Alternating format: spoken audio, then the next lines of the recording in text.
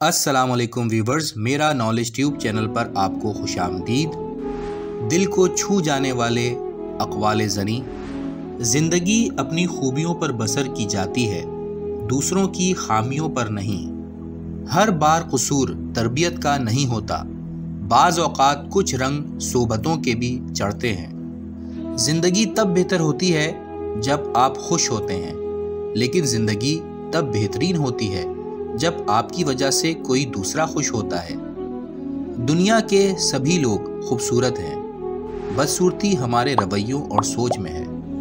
लोहा कभी ख़राब नहीं होता, वो हमेशा अपने ही जंग से बर्बाद होता है।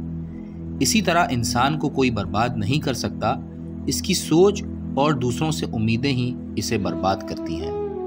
लोगों को तब फ़र्क पड़ना शुरू होता है जब आपको किसी बात से कोई फ़र्क नहीं पड़ता। आज का इंसान सिर्फ दौलत को खुशनसीबी समझता है और यही इसकी बदनसीबी का सबूत है। इंसान का इखलाक, ज़बान, सोच और ज़र्फ़ बता देता है कि वो अनपढ़, बेपढ़ा लिखा या पढ़ा लिखा जाहिल है। दूसरों को अपने बारे में सफाइयाँ देकर अपना वक्त ज़ाया ना करें। लोग इतना ही समझते हैं जितनी उनकी औकात होती है।